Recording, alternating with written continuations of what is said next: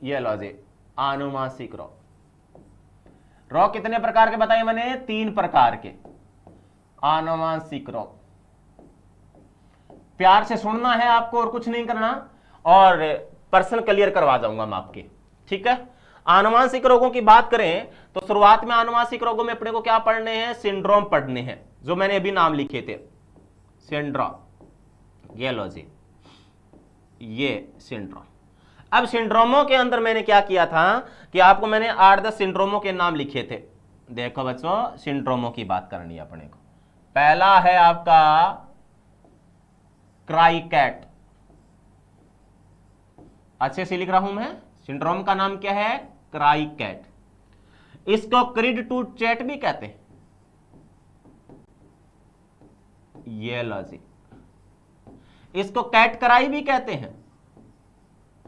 ये लो, ठीक है, ढंग से बताऊंगा। दूसरे के नाम सुनिएगा। दूसरा है डाउन सिंड्रोम या मंगोलिज्म। डाउन सिंड्रोम या मंगोलिज्म, ये लो जी, आइए, ठीक है। तीसरा नाम क्या लिखा था मैंने? Edward syndrome. पहले मैं दोबारा नाम लिख रहा हूं, प्यार से देखते चले जाइएगा। Edward syndrome. फिर मैंने क्या लिखा था? Patau syndrome. यह नाम लिखा था पटाउ सिंड्रोम, ठीक है। फिर आगे वाला कौन सा रहेगा? मैं इधर नाम लिख रहा हूं, सिंड्रोमों की बात चल रही है तो इधर नाम लिख दे रहा हूं। आगे वाला क्या नाम है? Klinefelter syndrome. Klinefelter syndrome. आगे वाले एक और का नाम क्या बताया था मैंने? Turner syndrome. ये लो जी, टर्नर सिंड्रोम। मैं स्पेस लिए छोड़ रहा हूं कि यहीं पे मैं सारा कुछ समझा जाऊंगा आपको। एक नाम है सुपर मेल, और एक का नाम मेरा क्या है? Super female. ये लो जी बच्चों, ये थे, ठीक है। और इसके बाद में अपने क्या है? हीमोफीलिया है, वर्णांता है, सिकल सेल एनीमिया, थैलेसीमिया, वो बाद में अध्ययन करेंगे। पहले अपने क्या पढ़ रहे हैं? सिंड्रोम पढ़ रहे हैं, ठीक है। तो सिंड्रोमों वाली जानकारी मैं आपको पहले क्लियर करवा देता हूं, ठीक है। ध्यान करना बच्चों। पहला क्या है? क्राइकैट। आनुवांशिक रोग जो पीढ़ी दर पीढ़ी चलते हैं, उनका कोई इलाज नहीं होता। पहले का नाम क्या है? क्राइकैट। फिर है डाउन सिंड्रोम, मंगोलिज्म। फिर है एडवर्ड सिंड्रोम। फिर है Patau syndrome, Klinefelter syndrome, Turner syndrome, super male, super female. अब इनमें से एक प्रश्न पक्का पक्का, पिछली एसआई की भर्ती में प्रश्न था, आरएस प्री की भर्ती में प्रश्न था, और अब की बार मेरा जहां तक अंदाज बोलता है रीट लेवल सेकंड में एक प्रश्न यहां से पक्का आ जाएगा। तो प्यार से सुनिएगा। क्राइकैट, इसको क्या बोलते हैं? क्रिड टू चैट या कैट क्राई के नाम से भी जानते हैं। इसमें होता क्या है वो सुनिएगा। जो क्राइकैट होता है ना, उसके अंदर 5वें गुणसूत्र का विलोपन होता है। 5वें गुणसूत्र का विलोपन, 5वें गुणसूत्र में विलोपन हो जाता है। ये लो बच्चों, विलोपन। अब क्या है? प्यार से सुनना। 5वें गुणसूत्र में कमी आ जाती है। अब देखना कि मैं यहां थोड़ा रफली लिख रहा हूं। गुणसूत्रों की बात करें, जैसे मान के चलो 1 है, 2 है, 3 है, 4 है, 5 है, 8 है, 10 है, 13 है, 18 है, 21 है, 25 है, 45 है, 46। ये ऐसे मैंने कट इसलिए लगाया क्योंकि जगह थोड़ी कम पड़ रही थी, इसलिए मैंने इसको कट मार दिया। अब ध्यान करना है, मैं यूं कह रहा हूं कि आनुवांशिक रोग जिसमें क्राइकैट की बात हो रही है, कैट क्राई की बात हो रही है, उसमें 5वें गुणसूत्र में विलोपन हो जाता है। मान के चलो कि तमाम गुणसूत्र ऐसे हैं, मानना है, ऐसा होता तो नहीं है परंतु मानना है आपको। ये मान के चलो भी गुणसूत्र ऐसे हैं सारे के सारे, ये मान के चलो ये रहे गुणसूत्र, ये लो जी गुणसूत्र, ऐसे मान के चलो, ठीक है, ये ऐसे मान के चलो। अब इसमें होता क्या है? जो 5वां गुणसूत्र होता है ना, उसके अंदर कमी हो जाती है, अल, ये आपका इतना सा ही बचा रह गया, ठीक है। यानी कहने का मतलब इतना सा ही रह गया, ये लो, यानी 5वें का विलोपन हो गया। अब 5वें गुणसूत्र में कमी आ गई, अब कुछ न कुछ तो विकृति आई गई, ठीक है ना। अब 5वें गुणसूत्र में कमी आ गई तो क्या होगा? फिर बच्चे का जो रोएगा तो उसके रोने की आवाज बिल्ली के बच्चे की रोने की तरह आएगी।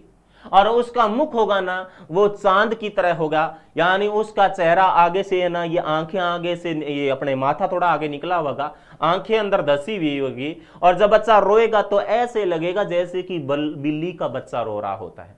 कई बार नाइट के टाइम में आपने देखा होगा, रात्रि के समय बिल्ली चिल्लाती है तो बुरा भी लगती है, और आप लोगों को अपनी माँ दादी यही बोलती है कि बच्चों इनको मारो, ये भगवाओ इसको, यहाँ से बुरा लग रहा है। यानी ऐसे ही उस बच्चे की रोएगा तो ऐसी आवाज आएगी जैसे कि बिल्ली का बच्चा रो रहा है, क्योंकि कराई कैट, कराई का मतलब होता है चिल्लाना, कैट बोले तो बिल्ली, बिल्ली की तरह चिल्लाएगा वो। कौन से गुणसूत्र में कमी आ गई? 5वें गुणसूत्र में कमी है, 5वें गुणसूत्र, ठीक है ना। यानी कहने का मतलब क्राई कैट में क्या होता है? 5वें गुणसूत्र में कमी आ जाती है। परिणाम स्वरूप बच्चे का चेहरा चांदमुख तथा बच्चे की रोने की आवाज बिल्ली की बच्चे की रोने की तरह आएगी, ठीक है। फिर आगे वाला है डाउन सिंड्रोम या मंगोलिज्म। ये बहुत महत्वपूर्ण है बच्चों, डाउन सिंड्रोम या मंगोलिज्म। इसमें क्या होता है? इसमें 21वें गुणसूत्र में 1 बढ़ता है। ये लो जी बच्चों, 21 + 1 = 47। ये क्या लिख गया मैं? दोबारा देखो बच्चों, 21 + 1 = 47 का मतलब कुछ समझे? नहीं समझे? बताता हूं, ध्यान करना बच्चों। ये लो जी, हटा रहा हूं मैं, ये लो जी, चलो ठीक है, ठीक है। यानी इसके अंदर क्या हुआ है बच्चों, ध्यान करना है आप लोगों को कि 21 में 1 क्या हो गया? बढ़ गया है, ठीक है। 1 2 3, ठीक है। 21 की बात आ रही थी, ये है 21। 18 के बाद में हम लोगों ने क्या लिखा है? 21। इसमें 1 बढ़ गया, ठीक है। 1 बढ़ गया तो 46 तो पहले थी, अब टोटल कितने हो गए? 47 हो गए। ये लो जी बच्चों, ठीक है। यानी 21 में 1 बढ़ा है। पहले यो मान के चलो ये 46 तो थे ही, 21 में 1 और बढ़ गया तो कितने हो गए? टोटल 47 हो गए। अब 47 हो गए तो दिक्कत, क्योंकि गुणसूत्र होने कितने चाहिए? या तो 46 होने चाहिए। 45 हो गए तो दिक्कत, और 47 हो गए तो दिक्कत। तो कुल मिला के अपने गुणसूत्र होने कितने चाहिए थे? 46 होने चाहिए थे। परंतु डाउन सिंड्रोम मंगोलिज्म में कौन से गुणसूत्र में अधिकता हो रही है? 21वें में जाकर के टोटल कितने हो गए? 47 हो गए। और इस डाउन सिंड्रोम मंगोलिज्म की वजह से यानी बच्चे के अंदर 47 गुणसूत्र में, यानी कौन से गुणसूत्र में ट्राइसोमी हुई है? 21वें में ट्राइसोमी। कौन से में हुई है? 21वें में। अब ध्यान करना है, इसमें होता क्या है कि डाउन सिंड्रोम में मंगोलिज्म रोग से ग्रसित जो बच्चा होगा उसके क्या होगा? पेट बाहर होगा, ठीक है। और उसके क्या है? अंगुलियां बिल्कुल छोटी छोटी खुंटीनुमा होंगी, ठीक है। सिर टेढ़ा रहेगा, लार टपकती रहेगी, मुंह खुला रहेगा, और मंद बुद्धि वाला बालक होगा। यानी IQ 25 से 30 के लमसम होगी। यानी IQ कितनी होगी उस बच्चे की? 25 से 30 ही होगी। यह लो जी, बुद्धि लब्धि कितनी होगी? 25 से 30। मंद बुद्धि, जड़ बुद्धि वाला बालक होगा वो। डाउन सिंड्रोम या मंगोलिज्म में क्या होगा कि 21वें गुणसूत्र में 1 बढ़ जाएगा, टोटल गुणसूत्रों की संख्या 47 हो जाएगी, और इस सिंड्रोम से ग्रसित जो बच्चा होगा उनका माथा तो फिर आगे निकला रहेगा, आंखें धसी रहेंगी, मुंह क्या खुला रहेगा, लार टपकती रहेगी, नंग दड़ंग घूमता रहेगा, पेट बाहर रहेगा, कुपोषण का शिकार होगा, और उसकी बुद्धि लब्धि है ना वो कितनी होगी? 25 से 30 होगी। परंतु ये आपके कंपोनेंट्स, उसके लक्षण नहीं पूछेंगे आपसे, तो प्रश्न यही बनेगा कि डाउन सिंड्रोम या मंगोलिज्म रोग में कौन से गुणसूत्र में एकाधिसूत्रता होती है? ट्राइसोमी बोले तो एकाधिसूत्रता। मैं एक नाम बोल रहा हूं, थोड़ा ढंग से देखना बच्चों, एकाधिसूत्रता, ये नाम आ रहा है, एकाधिसूत्रता। ये लो, इंग्लिश में देगा वो ट्राइसोमी, ये नाम, ये लो जी, ट्राइसोमी। या एकाधिसूत्रता का मतलब एक अधिक गुणसूत्र, और एक अधिक गुणसूत्र की बात करेंगे तो क्या है? कौन से में 1 बढ़ेगा? 21वें। प्रश्न की लैंग्वेज क्या रहेगी कि डाउन सिंड्रोम या मंगोलिज्म में कौन से गुणसूत्र में एकाधिसूत्रता होगी? 18वें में, 21वें में, 13वें में, 5वें में। सीधा जवाब क्या चला जाएगा? 21वें में। अब बात करते हैं एडवर्ड सिंड्रोम की, और एडवर्ड सिंड्रोम में क्या होगा बच्चों? 18वें गुणसूत्र में 1 बढ़ेगा। अब की बार कहां जाके बढ़ गया? 18वें में। ये लो जी, ठीक है ना, कहां जाके बढ़ा? 18वें में। और इसमें क्या होगा? ध्यान करना बच्चों, यानी कहने का मतलब ये यहां न बढ़ करके और कहां बढ़ गया? वो यहां बढ़ गया। देखो ये यहां पर बढ़ा है 18वें में जाकर के।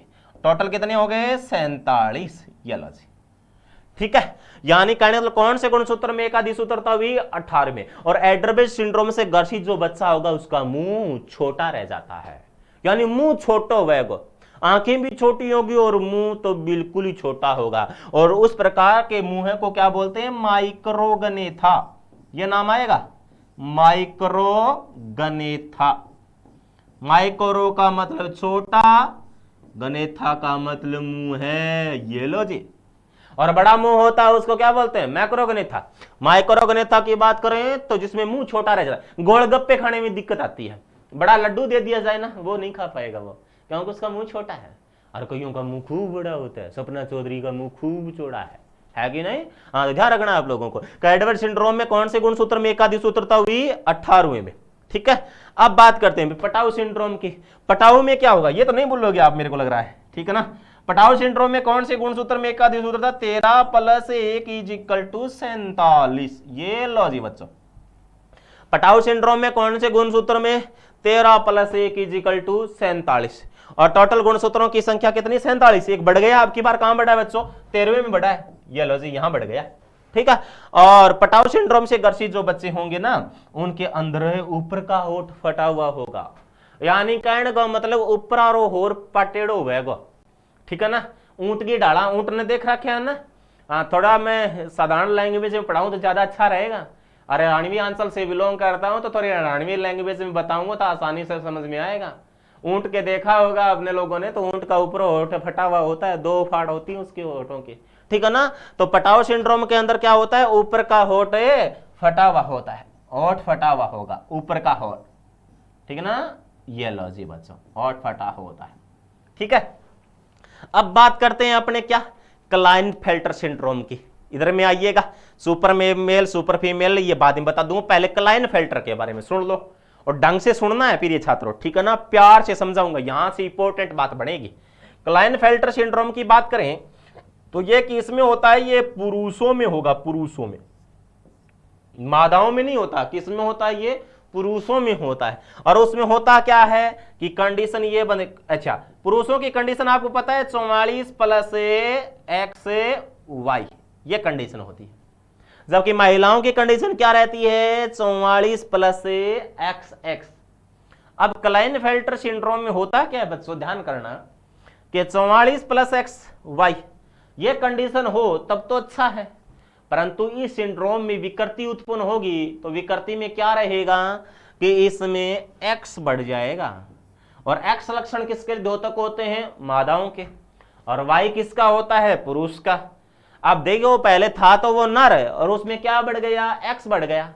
S का तात्पर्य है कि उसमें मादा के लक्षण बढ़ गए, और मादा के लक्षण यदि बढ़ जाते हैं तो फिर उस अवस्था में क्या होगा कि वो पुरुष जो होता है वो मादाओं की तरह बिहेव करेगा, उसके निप्पल निकल आएंगे, यानी कहने का मतलब वो क्या करेगा, बंदे शिकार हो जाएगा, बच्चे पैदा करने में सक्षम नहीं होगा। और इस प्रकार के व्यक्ति, इस प्रकार के बच्चे यदि उसके अंदर X गुणसूत्र ज्यादा हो गया, यानी क्लाइनफेल्टर सिंड्रोम से ग्रसित है, तो उसमें गायनी के लक्षण आ जाएंगे। और इस प्रकार की अवस्था को गायनेकोमैस्टिज्म कहते हैं। क्या कहते हैं, गायनेकोमैस्टिज्म कहते हैं, ठीक है। गायनेकोमैस्टिज्म कहते हैं, गायनेकोमैस्टिज्म की बात कर रहे थे, ठीक है। इसमें क्या हो जाएगा, गायनेकोमैस्टिज्म की कंडीशन बन गई, यानी क्लाइनफेल्टर, इसको क्या बोलेंगे, अपने गायनेकोमैस्टिज्म। एक सेकंड में थोड़ा ये हटा दे रहा हूं यहां से, इसको मैं बाद में लिख दूंगा, ठीक है। बोर्ड थोड़ा छोटा पड़ रहा था, मैं एक साथ में समझाना चाह रहा था, चार्ट के मार्फत ज्यादा अच्छा रहता, ठीक है। तो इस प्रकार की अवस्था को क्या कहते हैं, गायनेकोमैस्टिज्म। ये लो जी, गायनेकोमैस्टिज्म ये नाम रहेगा, ये लो जी। यदि नर के अंदर मादाओं के लक्षण आ जाएं तो उस अवस्था को क्या बोलते हैं, गायनेकोमैस्टिज्म। क्लाइनफेल्टर सिंड्रोम में क्या होता है कि X गुणसूत्र बढ़ जाता है, और ये होता किसमें है, क्लाइनफेल्टर सिंड्रोम पुरुषों में। अब एक बात और सुनना कि इसमें भी ऐसी कंडीशन है, देखना ये लो जी, मैं XXX लिखूंगा अब की बार। ये देखो XY था, XY पहले था, एक X बढ़ा, इसमें 2x बढ़ गए, और ये कंडीशन जो होती है ना, ये तो होती है 82%, यानी क्लाइनफेल्टर सिंड्रोम के अंदर ये, और ये कितनी होती है, केवल आपके 18%। ये लो जी, ठीक है। अब ध्यान करो कि यहां तक तो ठीक ठाक है, वो समाज में चलने लायक है, परंतु कई दफे क्या हो जाता है प्रिय छात्रों कि इसके अंदर ऐसी कंडीशन बन जाए कि बहुत ज्यादा एक्स बढ़ जाए, ये कंडीशन बन जाए, तो इस कंडीशन में वो क्या बन जाता है, नपुंसक हो जाता है, ठीक है ना, जिसको आम भाषा में आप लोग हिंजड़ा बोलते हो ना, नपुंसक, वो कंडीशन बन जाती है, क्योंकि एक्स ज्यादा बढ़ गए। भगवान ने उसको रूप तो देना चाह रहा था, वो क्या, नर का, परंतु उसमें एक्स बढ़ते चले गए तो वो क्या बढ़ता चला गया, फिर धीरे धीरे मादा के लक्षण ज्यादा होते चले गए, न तो वो नर रहा और न वो मादा रहा, कुल मिला के वो क्या हो गया, नपुंसक हो गया। तो ये बात ही क्लाइनफेल्टर। अब मैंने यहां पर लिखा था आपके सामने एक और, क्या, टर्नर सिंड्रोम। ध्यान करो बच्चों, टर्नर सिंड्रोम की बात थी यहां, ये लो जी टर्नर सिंड्रोम, टर्नर सिंड्रोम, ये लो जी Turner syndrome, Turner syndrome, Turner है, ध्यान करना बच्चों, टर्नर सिंड्रोम। और इसके अंदर क्या था कि इसमें क्या होता है, इसमें सुनना, इसमें क्या होता है कि इसमें कंडीशन कुछ और बन जाती है टर्नर सिंड्रोम के अंदर। ये लो, टर्नर सिंड्रोम में क्या होगा कि 44 प्लस एक्स, अब देखो ये होता कि इसमें, वो पहले सुनो, ये मादाओं में होता है, मादा में, और मादाओं की कंडीशन आपको पता है क्या होनी चाहिए, 44 प्लस एक्स होनी चाहिए, सबको मालूम है, और नर की क्या होती है, 44 प्लस एक्स वाई होती है, परंतु इसमें होगा क्या प्रिय छात्रों, ध्यान करना, मैं एज लगा करके इसको एक्स को R0 कर रहा हूं। अब देखना यहां पर ये कंडीशन बन जाती है उसमें क्या कि उसमें ये यहां पर 0 हो गए, ये लो जी, और टोटल गुणसूत्रों की संख्या कितनी रह गई, 45 ही रह गई, ये लो 46 ही नहीं हुए। अब आपको पता है कि गुणसूत्र कितनी होनी चाहिए, या तो 46 हो, सीधी सी बात 46 होनी चाहिए, 47 हो तो दिक्कत है, 45 हो तो दिक्कत है। और टर्नर सिंड्रोम में गुणसूत्रों की संख्या कितनी रहती है, 45 रहती है, और होता किसमें, मादाओं में होता है। और इस प्रकार की मादाएं क्या होती हैं, बंद प्रवृत्ति की होती हैं, बच्चे पैदा करने में सक्षम नहीं होती, एमसी पीरियड नहीं आता, सबसे बड़ी कंडीशन ये है, एमसी एब्सेंट रहती है, और हार्ट संबंधी रोगों की वजह से उस मादा की जल्दी ही मौत हो जाती है। कौन सी है वो, टर्नर सिंड्रोम से ग्रसित, ठीक है। अब मैंने 2 और लिखे थे, एक तो लिखा था सुपर फीमेल और एक लिखा था मैंने सुपर मेल। अब ध्यान करना है बच्चों, ठीक है, क्या देखना है कि पहले सुपर मेल के बारे में सुनो, सुपर मेल, यहां लिख रहा हूं मैं सुपर मेल, थोड़ा सा मैं एक साथ में इसलिए लिख रहा हूं ताकि आपको आसानी रहे पढ़ने में। सुपर मेल का पहले सुनो, सुपर मेल में क्या होता है कि आपको मेल का समझ में आया, 44 प्लस है, और कितना होना चाहिए था, एक सेकेंड मैं इरेज करके इससे लिख रहा हूं, ठीक है।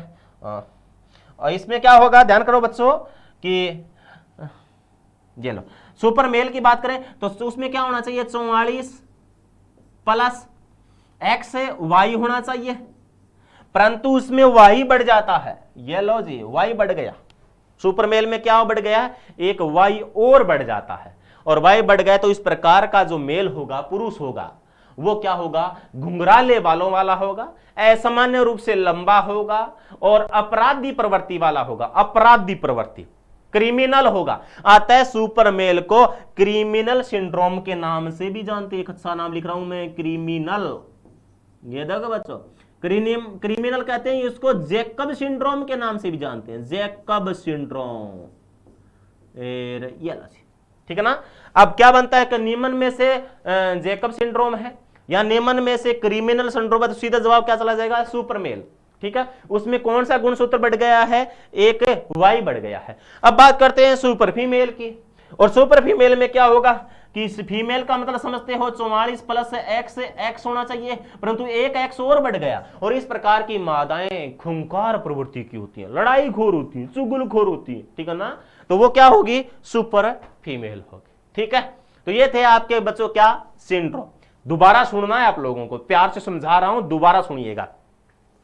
आनुवांशिक रोग, रोग 3 प्रकार के थे, मैंने आपको बताए थे, संक्रामक रोग, असंक्रामक रोग और आनुवांशिक रोग। शुरुआत हमने आनुवांशिक रोगों के की है, और आनुवांशिक रोगों में अपने क्या पढ़ रहे हैं, सिंड्रोम। और वो जो मुख्य रोग जो हीमोफीलिया, वर्णांता, सिकल सेल एनीमिया और थैलेसीमिया, वो नेक्स्ट वीडियो में आपको मैं बताऊंगा। इससे पहले ढंग से सुनो। सिंड्रोम की बात कर रहे हैं, उसमें पहला था क्राई कैट या क्राइड टू चैट या कैट कराई। कराई का मतलब चिल्लाना, कैट बोले तो बिल्ली।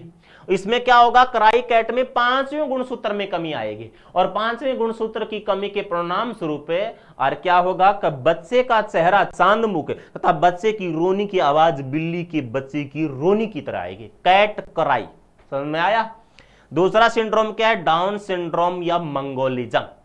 इसमें कौन से गुणसूत्र में एक बड़ा, 21वें में। कौन से में एकाधिसूत्रता हुई, 21वें में। टोटल गुणसूत्रों की संख्या कितनी रह गई, 47। और इसमें होता क्या है, डाउन सिंड्रोम या मंगोलिज्म में एकाधिसूत्रता कह दो चाहे ट्राइसोमी कह दो, चीज एक ही है। इसमें क्या होगा कि बच्चे का शरीर छोटा रह जाता है, पेट बड़ा हो जाता है, ठीक है, मुंह खुला रहता है, लार टपकती रहती है, सिर टेढ़ा रहेगा, नंग दड़ंग घूमता रहेगा, और कुल मिलाकर के क्या होगा कि बच्चे की बुद्धि लब्धि बहुत लो होगी, यानी 25 से 30 ही होगी, ठीक है ना। फिर एडवर्ड सिंड्रोम, कौन से गुणसूत्र में एक बड़ा, 18वें में। टोटल गुणसूत्रों की संख्या कितनी हो गई, 47। और इसको क्या बोलते हैं कि इसमें एडवर्ड सिंड्रोम से ग्रसित बच्चा, उसका मुंह छोटा रह जाएगा, और छोटे मुंह को क्या बोला मैंने, माइक्रोग्नेथा, और बड़ा हो जाता है मुंह, उसको क्या बोलते हैं, मैक्रोग्नेथा। पटाउ सिंड्रोम जो होता है उसमें कौन से गुणसूत्र में, 13वें में एक बड़ा। टोटल गुणसूत्रों की संख्या 47 है, और उसमें क्या होता है, ओफर का होठ फटा हुआ होता है। फिर बात थी अपने क्लाइनफेल्टर सिंड्रोम की, ये पुरुषों में होता है कि मादाओं में होता है, ये तो क्या होगा, पुरुषों में होगा। पुरुषों के अंदर क्या बढ़ जाएगा, एक्स गुणसूत्र बढ़ जाएगा, और एक्स गुणसूत्र यदि बढ़ गया तो फिर उसमें मादा के लक्षण आ जाएंगे, और इस प्रकार का व्यक्ति बच्चे पैदा करने में सक्षम नहीं हो पाएगा। उसकी आवाज लड़कियों की तरह होगी, निपल से बाहर निकल आएंगे, ठीक है ना, और उसके दाढ़ी मूंछें नहीं आएंगे, वो औरतों की तरह भी वो रहेगा। और इस सिंड्रोम से ग्रसित जो होगा उसके अंदर क्या होता है, नपुंसकता की कंडीशन रहती है, और इसमें और मादाओं के लक्षण आ जाएंगे। और ऐसा पुरुष जिसमें मादाओं के लक्षण आ जाते हैं उसे क्या कहते हैं, गायनेकोमैस्टिज्म कहते हैं। और इसमें सामान्य कंडीशन ये देखने को मिलती है 44 प्लस XXY वाली 82%, तो ये 18% ये, ठीक है। और बहुत ज्यादा एक्स बढ़ गए तो फिर वो नपुंसक, आपको पता ही है, ठीक है, बीच की कैटेगरी। फिर बात है टर्नर सिंड्रोम, ये मादाओं में होता है या पुरुषों में, तो सीधा सीधा प्रश्न बनता है ये मादाओं में होगा, और उसमें गुणसूत्र एक कम रह जाता है, टोटल गुणसूत्रों की संख्या 45 ही रह जाएगी। और इस प्रकार की मादाएं बंध्य प्रवृत्ति की होती हैं, भांजपन की शिकार हो जाती हैं, एमसी पीरियड अनुपस्थित होता है यानी एब्सेंट होता है, और ये हार्ट संबंधी रोगों की वजह से उनकी जल्दी मौत हो जाती है। सुपर मेल की बात करें, इसमें वाई गुणसूत्र बढ़ जाता है, और वाई गुणसूत्र वाले व्यक्ति जो बड़े होते हैं वो खुंखार प्रवृत्ति के होंगे, क्रिमिनल होंगे, अपराधी प्रवृत्ति के होंगे, असामान्य रूप से लंबे होंगे, घुंघराले बालों वाले होंगे, और इस प्रकार के सिंड्रोम को क्रिमिनल या जैकब सिंड्रोम भी कहा जाता है। फिर है सुपर फीमेल में क्या है, एक एक्स गुणसूत्र एक्स्ट्रा हो जाता है। इस प्रकार की मादाएं खुंखार प्रवृत्ति की होती हैं। दोबारा ढंग से सुनना, पर्सन कैसे आएगा, क्या कि टर्नर सिंड्रोम में गुणसूत्रों की संख्या होती है 44, 45, 46, 47, तो सीधा सीधा जवाब क्या रहेगा आपका, सीधा सीधा जवाब क्या चला जाएगा, गुणसूत्रों की संख्या। और कितनी रह गई बच्चों, इसमें 45 ही रह गई, ये लो से, ठीक है। फिर क्राइकैट में कौन से गुणसूत्र में कमी आती है, तो 5वें में। डाउन सिंड्रोम मंगोलिज्म में कौन से गुणसूत्र में एकाधिसूत्रता होती है, 18वें में, 21वें, 25वें में, तो जवाब क्या है 21वें में। एडवर्ड सिंड्रोम में किस में, तो 18वें में। पटाउ सिंड्रोम में कौन से में, तो 13वें में। सुपर मेमल सुपर फीमेल समझ गए। क्लाइनफेल्टर सिंड्रोम किस में होता है, तो पुरुषों में। टर्नर सिंड्रोम किस में होता है, तो मादाओं में। फिर बात क्या है कि क्रिमिनल सिंड्रोम किसको कहते हैं, सुपरमेल को कहते हैं। जैकब सिंड्रोम किसका नाम है, तो क्रिमिनल सिंड्रोम का या सुपरमेल का ही नाम है। अब बात क्या बनती है बच्चों, ध्यान करना, प्राय बच्चे इन तीन में उलझ जाते हैं, ये इसको ढंग से सुनना है आपको। डाउन सिंड्रोम या मंगोलिज्म में गुणसूत्रों की संख्या, प्रश्न क्या बनता है कि एडवर्ड सिंड्रोम में गुणसूत्र, कौन से गुणसूत्र में एकाधिसूत्रता होती है, 18वें में, 13वें में, 21वें में, 5वें में। जवाब क्या जाएगा, 18वें में। अब याद कैसे रही, ए का मतलब होता है 18 और 18 का मतलब 18, याद रह जाएगा शायद। ए का मतलब 18 और 18 का मतलब होता है 18, शायद आपको याद रहेगा। फिर बात सुनिएगा, पटाऊ के अंदर आपको 13 दिखाई दे रहा है, तो पटाऊ में कौन से गुणसूत्र में अधिक आदि हुई? तो 13वें में। अब मैं आपसे पूछूं कि एडवर्ड सिंड्रोम में कौन सी गुणसूत्र में एकाधिक सूत्रता हुई? तो सीधा जवाब क्या जाएगा आपका? 18वां। ए का मतलब 18, ठीक है। अच्छा, पटाऊ सिंड्रोम में कौन से गुणसूत्र में एकाधिक सूत्रता हुई? तो सीधा जवाब क्या जाएगा? 13वां।